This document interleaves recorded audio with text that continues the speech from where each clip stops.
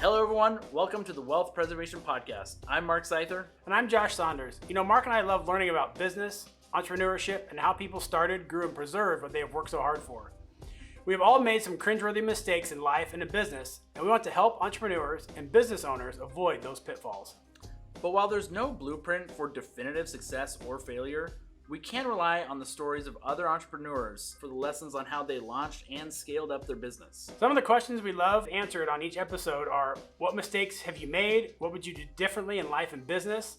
And what would you outsource first? So, come join us as we hear from entrepreneurs around the globe on topics such as their origin story, how they innovated in their industry, and the advice they feel aspiring entrepreneurs need to hear today.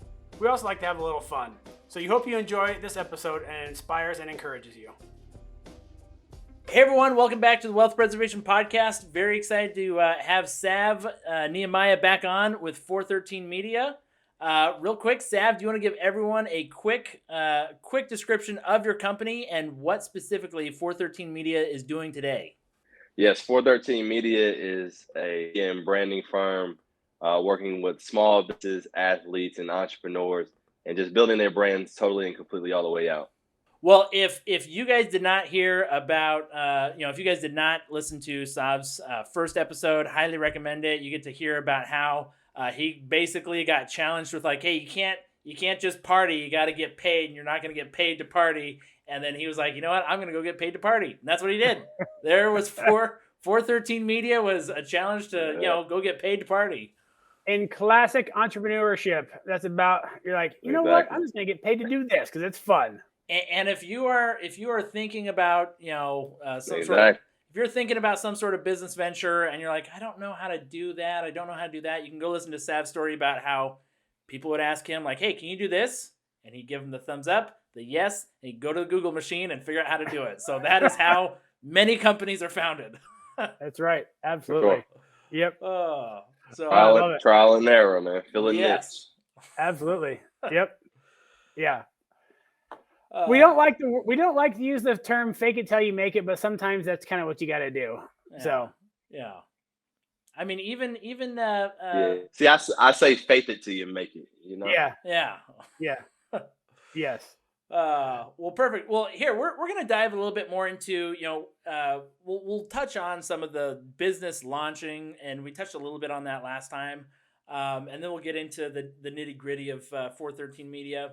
But first, when you started and when you officially launched, did you have people in your corner who were cheering you on versus people who were kind of like, hey, bad idea, I'd give this a second thought over? What was kind of your encouragement and naysayer camps like? Yeah, it was more apprehension just because it was a new, a new avenue. Never really, knew anything about this digital media space. So, when you try to explain to your parents or even, your peers, it's like, okay, man, that's dope. I see that stuff online, but you make money off of that. Right. So it wasn't necessarily hate, but it was kind of like a apprehension, like, do your thing, man. We'll see how it goes, we're rooting for you, but we really don't think work. So, so I could say it definitely wasn't hate, but it definitely wasn't like full on encouragement. It was kind of like, you, so it's like, we know anything you do is gonna work. So that's kind of what it was. Yeah, they're like, Sav, you can't eat Instagram posts. They don't feed you. You know that, right? Yeah. And you're like, nope. If I can make money, it's all new. That's right, all new, right? Yeah. So it's kind of like the Wild Wild West. Yeah. No, go ahead, Mark. No, I was gonna say, and I guess when was because when you first launched, you kind of mentioned how you're kind of picking up these different things. So when was the first time that you saw an opportunity to really monetize things and not do it as like a side hustle, but you're like, hey, because there's plenty. We've talked to a couple people who they launched something. They're like, hey, people like this. I just have no idea how to make money off of it.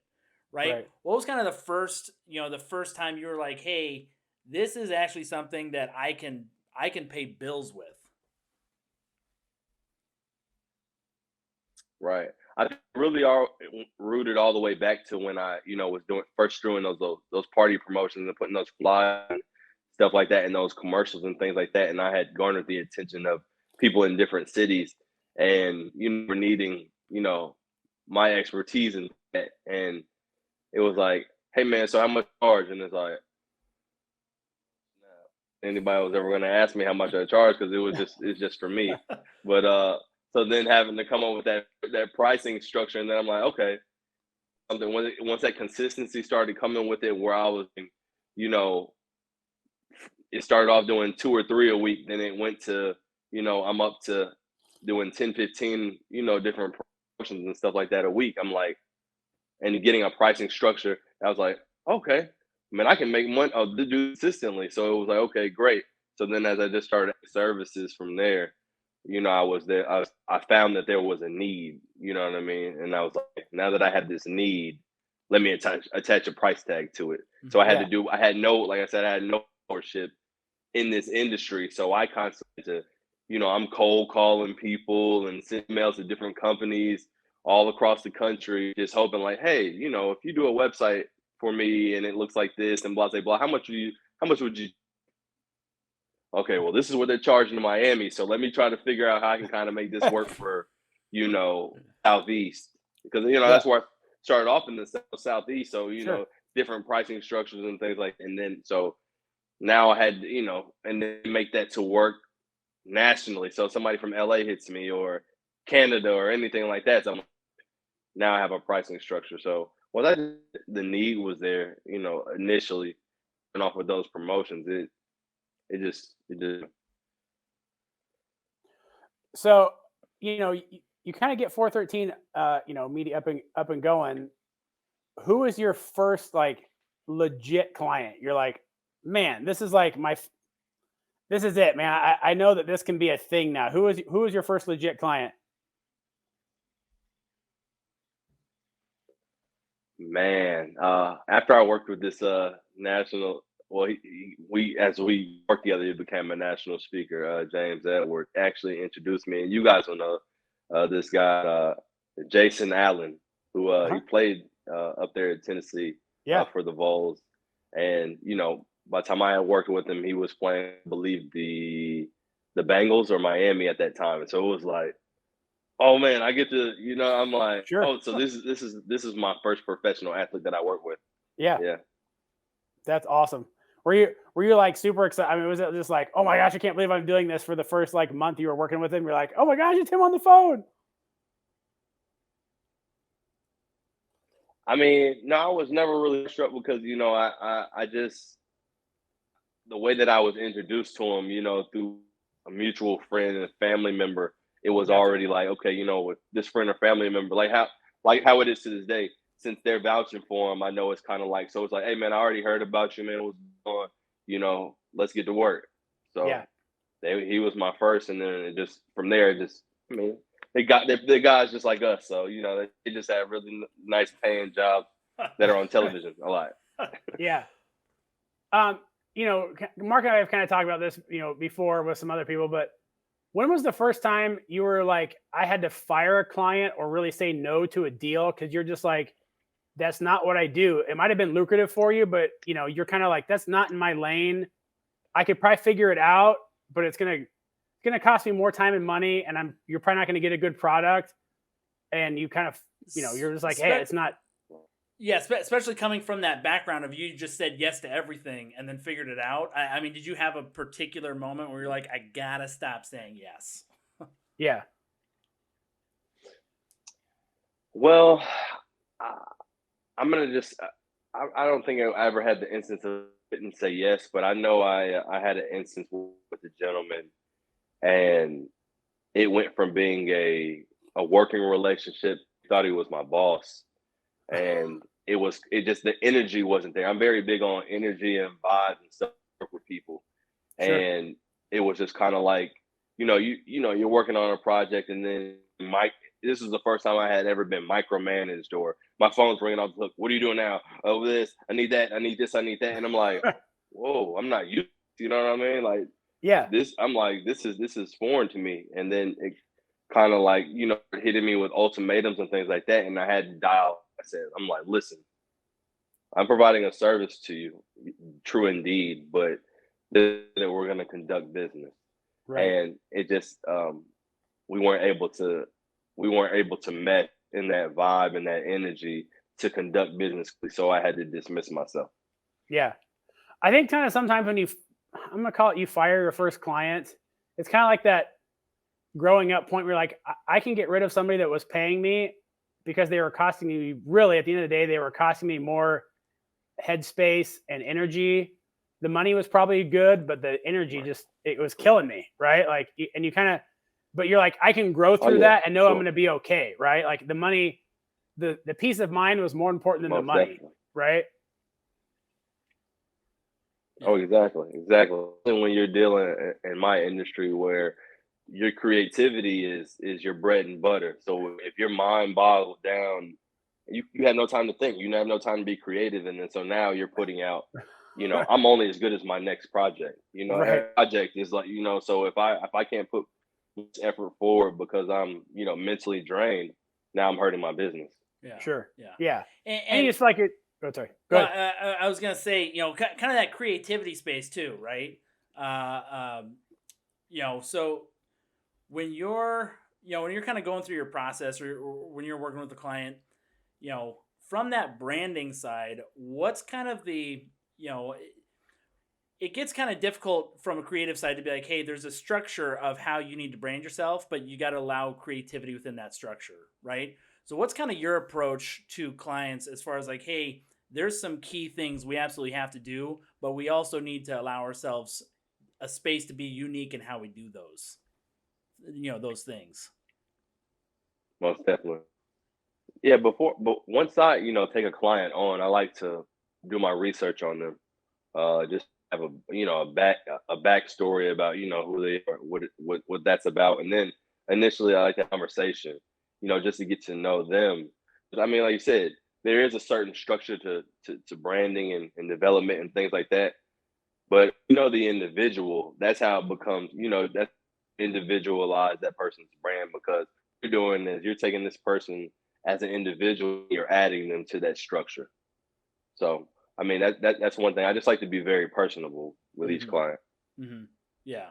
Yeah, because I mean that's kind of everyone, especially you've got a scale, right? So it's like, hey, I got to allow myself the ability to have that structured scale, but you still have to have that creative side. For like application's sake too. I mean, if there are any of our listeners that are kind of hurting in that branding space, I mean, what's kind of your go-to advice to people as far as like, hey, if you want to really get your brand built up, here's like 2 or 3 things you absolutely have to do if you want to get recognized. Most definitely.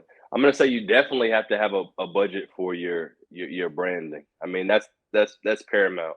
I understand that you have a store of service that you are providing. You have to make sure that, hey, you do have your budget for these graphics and these ads and things that to give your business or product some fuel. So I would say things is definitely having a budget in place. Um, Two, I mean, it's I know they say imitation is flattery, but you don't reinvent the wheel. I mean, kind of look at something, maybe somebody in a different city or something, and see what they have going on. See how you can fit your style into that niche. What I mean? It's okay. What I mean? You don't have to just say, "Oh, I'm going to be totally, completely different." It's great to be abstract, but you have to definitely have some base, especially when you're dealing with a certain industry. So you don't have to be so abstract. Three, let's see, we got budget. Checking out the not necessarily competition, but the other competitors in your industry. And I would just say, and I just always fall back on it, consistency. I mean, I can't leave that alone, and I say it enough. It's just constantly just putting out there, constantly being on Instagram and Facebook feeds, constantly, you know, taking up those ad spaces on, you know, YouTube and Amazon and those different places, you know, you can get that brandness. It's just it's paramount. Yeah, we've talked to people before, and this will sound kind of weird, but I don't think people realize how much work it is to be a YouTube star, or Instagram star, or a TikTok. How much work it takes to create good content consistently. It's a job. And It is then not an post it. and then post it. I mean, that Yeah. is not, it's not an easy job, right? It's not like something you're like, oh, I became famous overnight by posting on Instagram. You're like, dude, that is a job. Trust me, that is not Yeah. easy to put out good content that people like and do it on a Most consistent definitely. basis. I mean, it's work. Oh yeah, definitely. I even look back just even over my career. I remember, you know, posting some things with this clients, and we were excited when we got our first 100 views. You know, and then you know now there's certain you know that we put at that scale. You know, 50, 100, 400 million view. Like whoa, but it's just all about that consistency, that build up, man, and just continue to just be to captivate. You have to Right. captivate us, man. So You know, kind of, that is nothing overnight. Nothing's overnight. yeah, when you have clients and you're like, they kind of want, you're building that brand out, kind of, what's your advice to them on, how much, and, obviously it's different for everybody, but, kind of what's that advice that you give them when you're building that brand? I mean, what do they have to do? I mean, you can't do everything for them, right? If they're what are you always telling them to do? And what are some mistakes that people make? Um, I'd probably say one of the biggest mistakes people probably make are whether it may not be posting enough or the the types of things that they post. I mean, you know, you have this business. Um, I mean, if you're gonna have a personal platform somewhere, cool. Keep that personal and let you know your family and friends follow that and things like that. But there's a certain perception. I tell my clients this: perception is reality. You know what I Sure. mean? Whatever you put out there in the spirit, that's what your client and your fans are gonna take. They don't have to get all of you. You know what I mean? So um, I would say definitely make sure you differentiate your personal and your business. I mean, it's still want to put some of your personality in your business, but you know, you don't want to get too out there. You know what I mean? So that would be one of the biggest kind of um, issues that I do find when we're working on some different branding campaigns and things like that. It's like we built up this certain perception. Um, we've been aligned with certain brands, and then they kind of come in and may throw a wrench this you know out at I mean, example, maybe at the club or something like that, and it just doesn't align with what we're doing. Right. So give us a story. You don't have to use any names, but of a time when a client was like, you had a whole thing in view, and and they just went and did something. And you were just like, you had to go like into damage control mode versus like, they were basically an anchor instead of an accelerator, right? That has to happen. Oh yeah, most definitely. Like I said, one of the clients that I had, we got him a great, a brand partnership, and all I had to do was make simple posts and things like that, and very negligent. You know what I mean? So in that through all brand partnership, um, so I mean, I kind of had to, and great, try to charm the brand and everything like that for, I mean, my sake to save face. Sure. But I mean, so that would probably be like the biggest thing. It doesn't happen very often because I mean, most of the time, when I'm with my clients, it's we're producing something that I know for a fact that I know that they want to put out into the atmosphere. So it's not Right. very often that I so. Yeah. Sure. And, Yeah. and I guess also because you'd mentioned that you were finally able to outsource some things, right? And we kind of talked about like, hey, you got to have some level of structure, but you got to allow for creativity. How were you able to, or I guess how long did it take you to get to a point where you were able to like let go of some of that, right? And outsource to other creative people and not, not become the micromanager that you had to fire, you had to fire previously. Right. Right. Man, I started this business in 2010, and it took me till 2020. Yeah, I gotta be honest. It took me a while to just be able to find people uh, that would match my energy, activity. So for anybody listening, I know it takes time, to share your baby with somebody. So eh, I feel for you. So it's just all about research, just research and then just vetting people out. Yeah. And So, well, what okay. was that first thing that you were able to let go of too? Like what was the first hire that you made where you're like, okay, I'm gonna let this go and you got this. Hmm, I think probably my first thing I was able to kind of get some back office help, like with the invoices and things like that. Because it was, I was just jumping back and forth, man. I go into creative, all right, I have to film. I'm just in one day I may have to film, then I have to sit down and do some graphic work, and then I have to not only while I'm doing that, I need to still send out invoices, and then I have a couple calls to make. So it was just like, can you please help me with these invoices? This is who they need to go to, and these are the amounts. And it was like, okay, cool. Let me.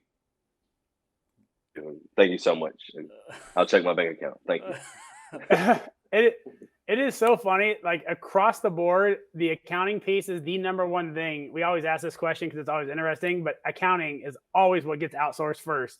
Because I think even for the accountants, they outsource Exactly. their accounting. I mean, I think for most business owners too, they're just like, if the accounting's off by like $500, it's not even, you can't pay me $500 to go redo it. So they're like, well, I'll just eat it at $500. I don't care. I don't want to touch this anymore. Yeah, I just can't do it anymore. Exactly. Yeah.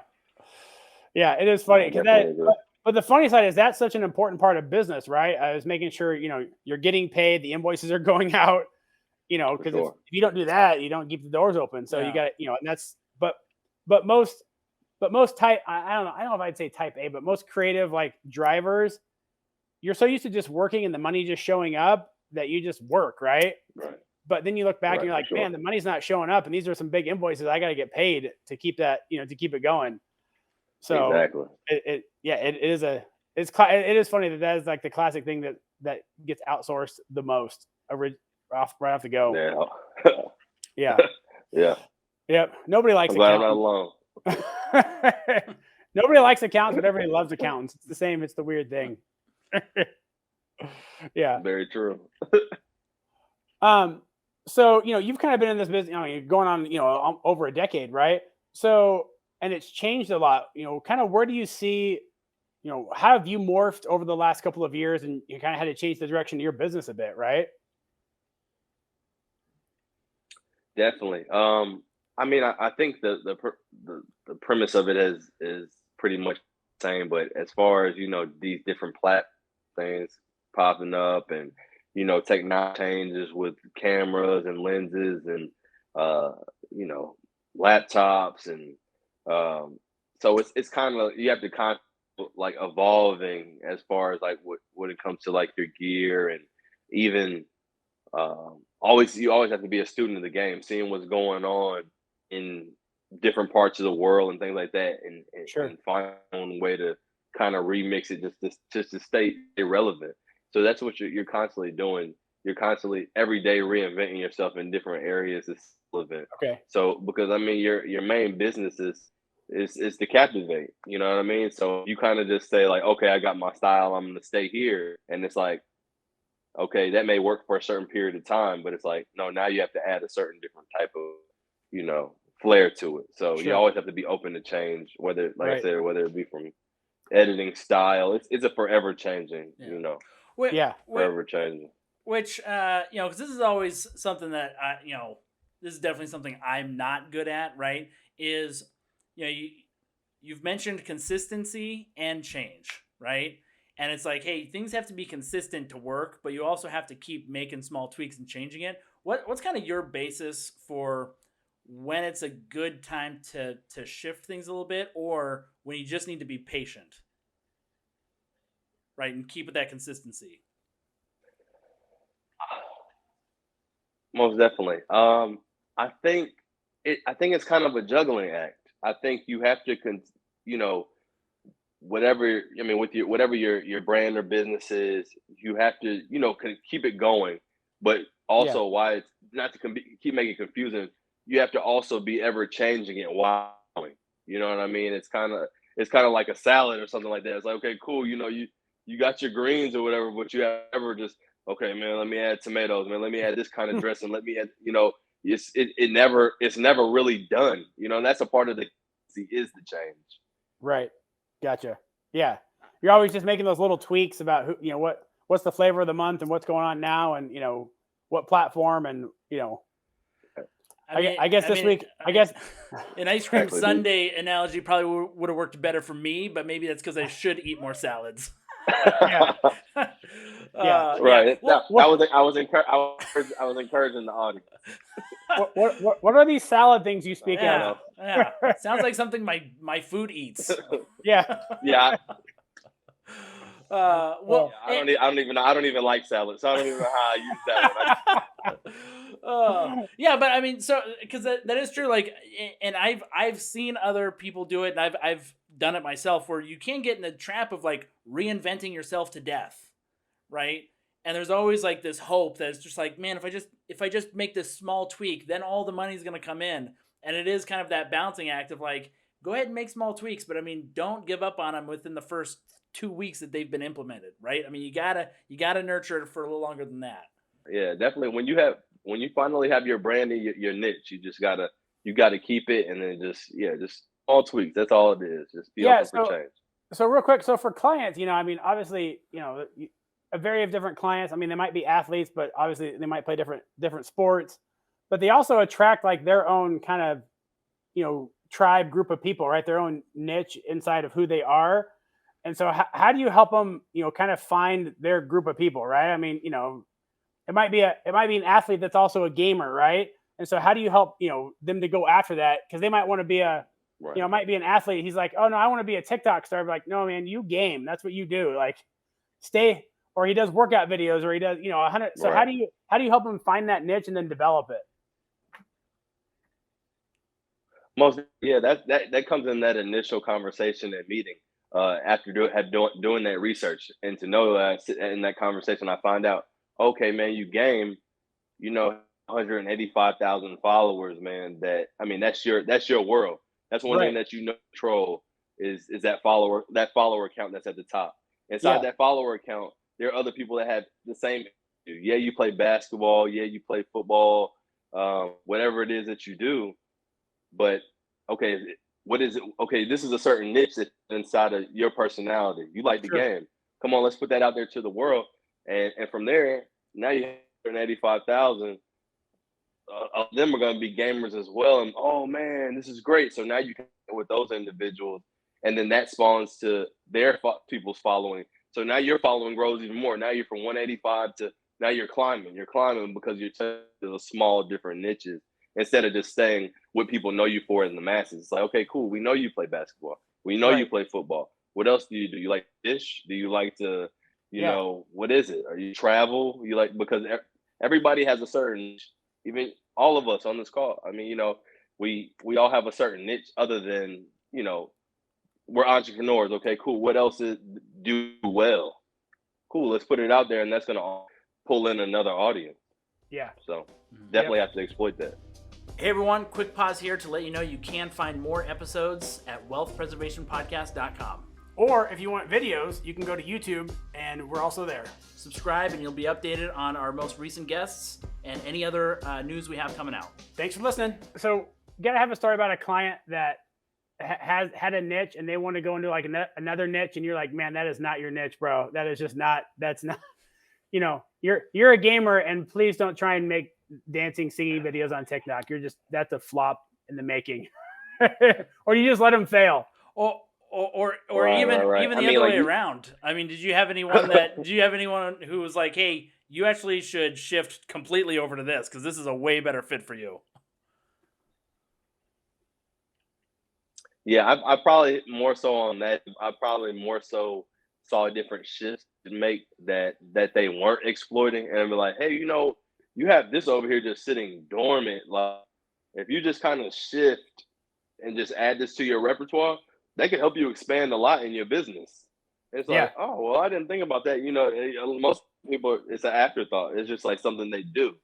But it's like, no, you need to add that, and that's going to add revenue to what it is that you're doing. Right. So Yeah. I always that I constantly see shifts that people should make that they just don't identify. They Yeah. just think it's just a thing that, oh, it's just what I do. It's Yeah. just what you do. It's You need to exploit that. Right. Yeah, Yeah. for sure. And now that was there a time when you were, during 413 from the time you started in 2010 when you were like, you know what, this just might not work. Like this is, maybe I need to polish up the resume and, and see, or maybe you were going to go to work for another company doing the same thing, but you were just like, I just don't know if this is going to work. Was there, because, it's been a kind of a crazy last decade and a half or 10 years. Right, right, for sure. I think definitely during, I mean, just like everybody, like during the pandemic. I mean, especially because my business has to deal a lot of traveling and moving around and capturing, Sure. whether different events and different part things going on in their lives and things like that. So once all that kind of slowed down, it was like, oh man, I said maybe I need to find something else. So I mean, that's when I started to, and then it was crazy. Like during that time, I got hurt and ruptured my Achilles. So I'm like, not a pandemic. I'm in a pandemic with a ruptured Achilles. So if I wanted to, because I can't walk, so I'm like, okay, come on. I need some motivation here. I need some answers. And so when I was able to sit down and kind of just really focus and just started creating, different business entities for myself, in Sure. which 413 just helps and magnifies. So then that Yeah. way I'm not on a client basis. You know what I mean? So it's like, Right. if I'm in branding and media, okay, what are some other avenues that I can get into myself, and also promote those and create businesses myself, like that I would Sure. promote for somebody else, like jumping in real estate or um, you know other marketing and promotion things. So I just in creative finance. I just started jumping into just different things that Sure. I knew that I was like right then and there. I realized, yeah, 413 is my bread and butter, but I can't put all my eggs in one basket. Yeah, Yeah. absolutely. Yeah. So real quick, and this is a little off topic, but I just think this is like that's a different way of thinking, right? I mean, we had a couple other people on who reference like, hey, during the pandemic, I sat down and I just totally rethought my business, business plan, my business structure. We had a explicit fitness. He went from a 6,200 square foot gym to a 1,400 square foot, like, and he invented a whole new patented thing, right? Not everyone's brain is wired like that, Right. right? Some people, the pandemic was Tiger King and whatever other shows on Netflix, right? Right. Do you Right. think that For sure. is a? Do you think that's kind of like when you got into entrepreneurship and all of a sudden you're like, hey, I used to be a house dog and now I'm a wolf and I have that wolf mentality. Do you think that's like innate? Like as soon as people get exposed to that level of thinking, it encourages more entrepreneurial thinking, or is it just kind of like a natural innate way that your brain is wired? It- I want to say it's probably a mix. It's actually just in me, and I have to say it is, of course, at this point. Uh, yeah, just having that wolf mentality is just like, you know, I can't just sit here and starve. You know what I mean? So it's like, okay, what ways can I add my expertise to other niches and continue to eat? You know what I mean? So that was my mentality. Yeah. I'm just one of those people. Can't I just can't sit. I can't starve, and I have to get it by any means. So I definitely it's a once you get into it, it's a way of life. You know what I mean? You can't turn around from it. I mean, you're gonna have your up downs, your discouraging moments, your times where your funds need to be, and certain times where you might be down to a little bit and you have to take that risk. You know what I mean? And I'm just wired like that to be like, you know what? Let's do it. You know, let's Yeah. suit it up. Only Yeah. one thing can happen. You know what I'm saying? Either I'm gonna pass or I'm gonna fail, and I won't let me fail. Right.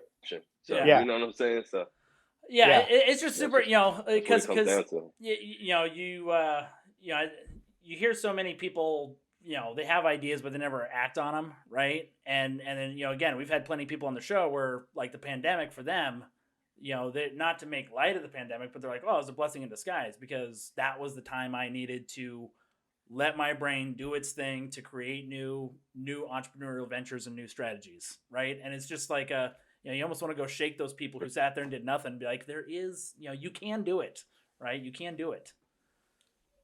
Exactly.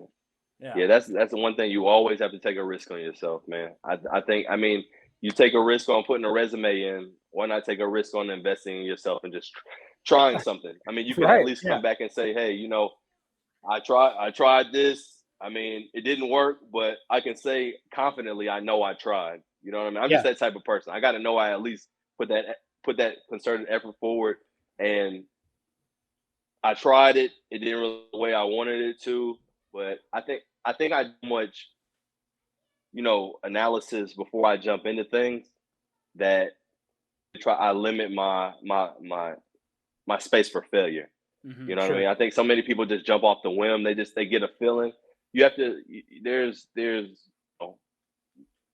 realism and there's optimism. You know what I mean? Okay, it's cool to be Right. optimistic about things like I that, like that. but you have to be a realist. Like, yeah, you can't just think you're just gonna jump up and just say, hey, man, I got these couple extra dollars, man. I'm gonna go be a car salesman. I'm gonna just do it, and Yeah. then now you're living in or you were supposed to be selling.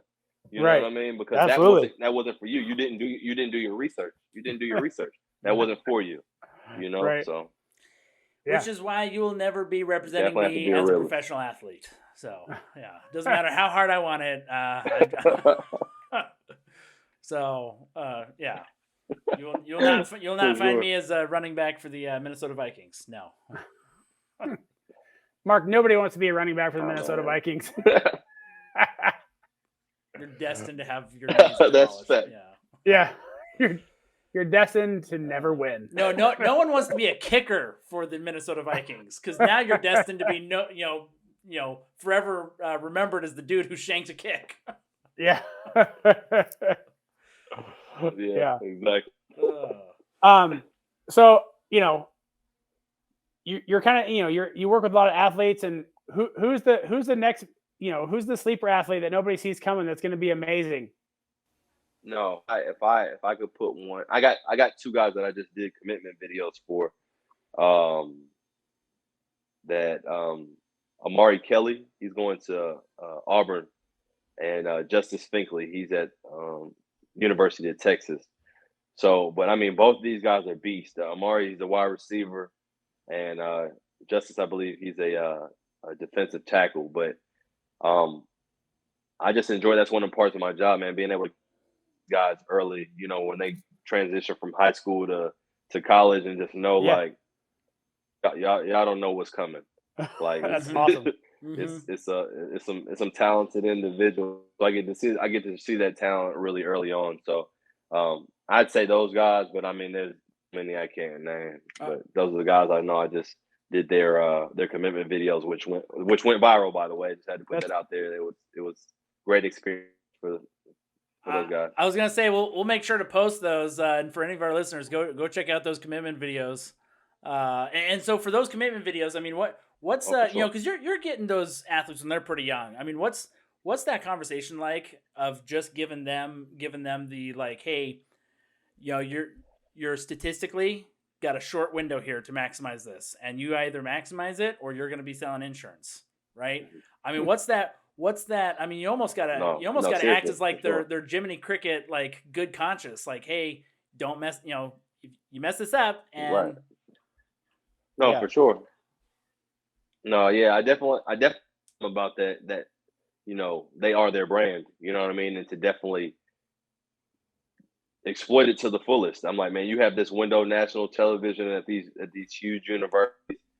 Man, you have to block out the noise, and you have to your entrepreneurial endeavor starts right here. You know what I mean? So I just let them know early, like, hey man, it's time to get on the logos, it's time to get on the websites. I speak with their parents and let them know, hey, it's time to jump on all that now. Don't wait till they get their highlight on Sports Center and all stuff like that. Be prepared, be ready. And like I said, everybody has that follower account, at the top of their on their social media. Those people are already anticipating whatever it is that you have. So you don't have to wait. It's going to continue to grow. So just be ready, and put your brand out there in the atmosphere. Yeah. I mean, no, go ahead.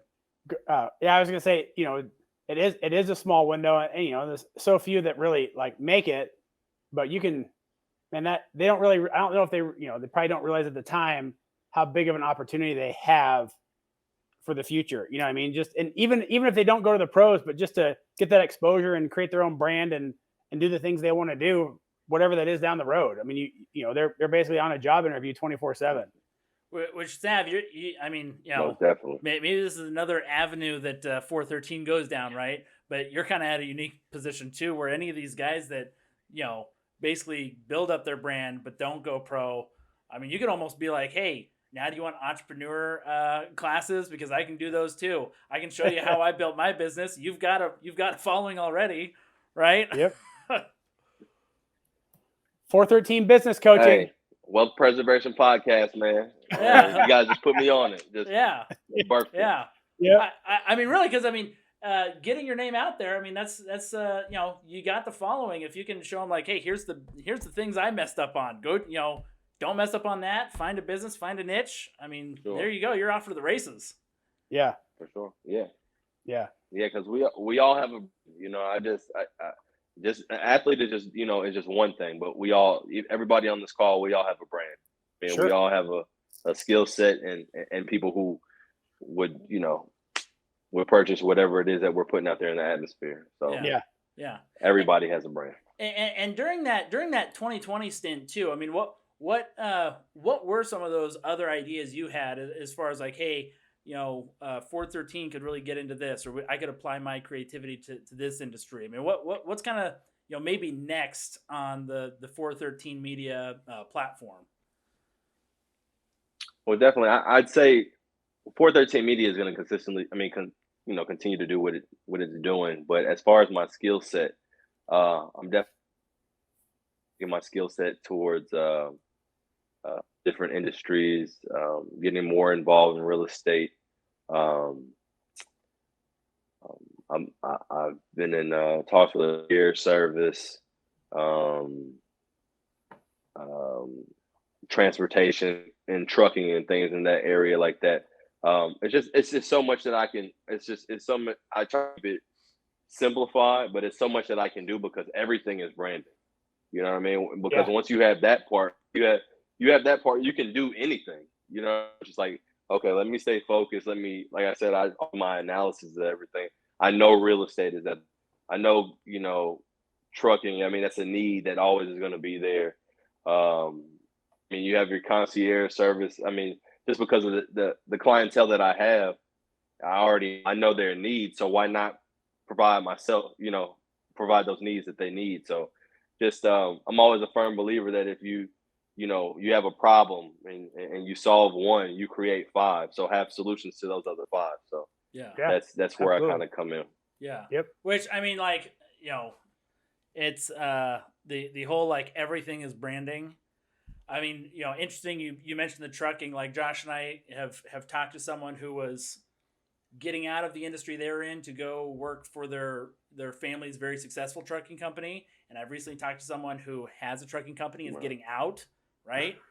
The two, the big difference is one, established, name, people know who they are. They're able to get good routes. The other one, the dude even admitted, he was like, I was kind of just winging it. Right. And he's like, I couldn't get good routes. I couldn't get, like no one knew who I was. So I was getting hired for, my costs were going up and the things I was transporting, the price was going down. And it all comes out, Yeah. it does come down to everything is branding, right? Like one guy had good branding, one guy did not, and the Sure. good branding guy, he got the good routes, Most definitely. So That's what it all comes down to. boom. So next you're going to see the Wealth Preservation Podcast Trucking Company. Yes. There we go. Hey, no, let's do it. Oh, that's awesome. Well, perfect. I think that's a good spot to kick it off to the speed round. Who are two athletes that you have a dream of working with? And you can't say Shaq because you brought him up in the last episode. Wow. Oh man. Okay. Let's see. I'd like to work with. I like legends, man. So I like to work with Tyson and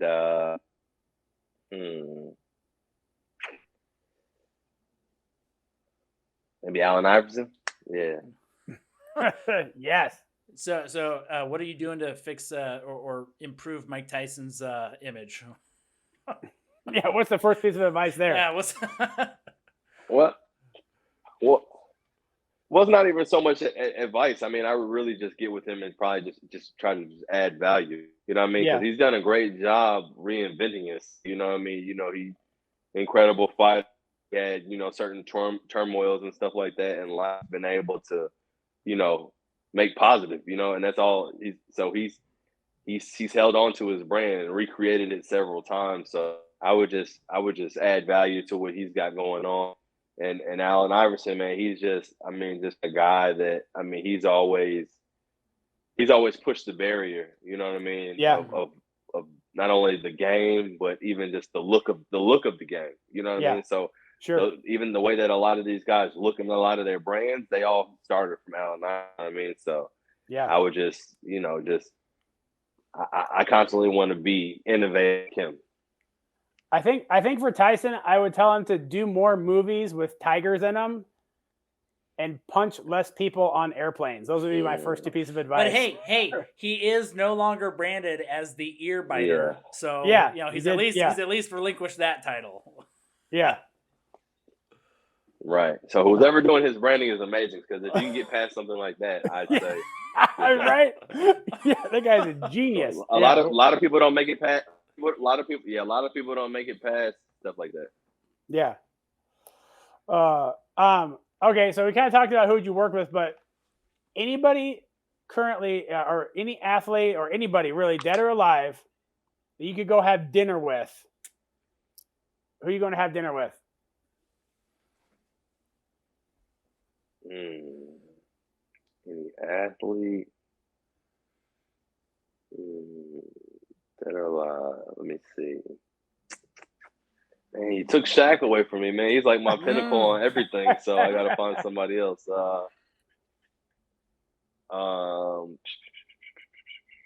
If I said you had to pay, you probably wouldn't take Shaq. Yeah. Oh, yeah. It sounds like he's going to be expensive. Yeah, I don't really know, dead or alive. I don't know why I'm drawing blank. I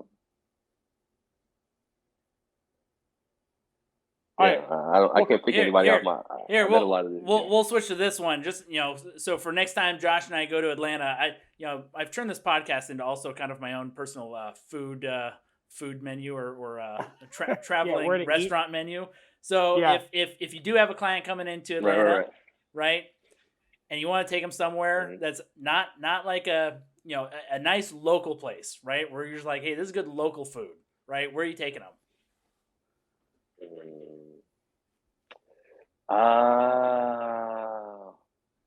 Let's see. I work a lot in Atlanta, but I'm based in Birmingham, so I would say I would bring them if I could transplant them to Birmingham. Okay, I would take Birmingham. them. Right. There's a really great place downtown called West that I really like. It's kind of like an Asian fusion type place. Really good food trucks. I mean, we just have to hop around. I couldn't really just say just one thing. I don't know if you're familiar with actually Rodney Scott's Barbecue. I love that. Okay. I know you're talking. Yeah. I know I think he's from South Carolina, but he's got us here, and man, phenomenal. So we would just have to go on tour because I'm a foodie myself, so I can't just say, hey, this is the be all the end all here, or like, let's go to J. Alexander's or Perry's Steakhouse. Like, come on, man, we gotta get a little bit of thing while you're here. Come on, let's move around.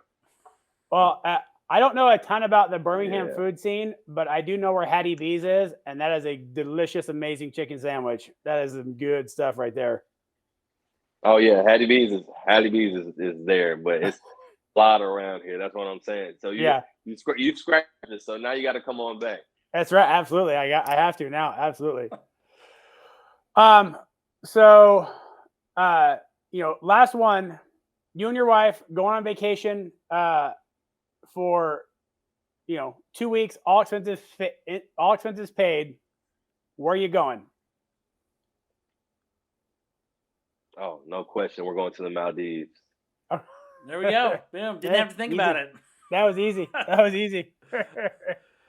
Yeah. Have you been, or is it like just on your bucket list? Oh, it's coming. It's coming. That's awesome. Perfect. Well, real quick, where can people find more about you, your company? Go ahead and plug your commitment videos that just went out. Just let people know where to find you. Okay. Well, yeah, I try to bring everything together on my website at 413media. That's 413 spelled out. So just go there. That's my hub. That's everything. Reach out to me. And that's where you find me. 413media.com. There we go. We will have everything in the show notes. So if you're listening or you're watching, go ahead and click there. It'll take you right there. Steph, thanks so much for being on. I mean, like you said, branding is everything. Entrepreneurs need branding. It's a pleasure. Get your name out there. Get a consistent, great information. Thanks so much. Most definitely. Thanks, guys. Just so you know, none of our guests have been paid to be interviewed. We don't charge for downloads, and we have never sold ads. And though our wives and accountants wish we would, probably, this podcast is purely for the distribution of amazing stories and information only. However, we do need to make one quick legal jargon-filled disclaimer. The information provided here is for educational purposes only. You should not construe any such information or other material as legal, tax, investment, or financial advice. Make sure you contact a professional before you decide to do something. If you have any questions, feel free to give us a contact or drop an email to info@wealthpreservationpodcast.com, or you are welcome to reach out to any of our guests using information provided in the episode. Or in human speak, don't act solely on a guest that you heard on a podcast one time, because that would be dumb. Thanks.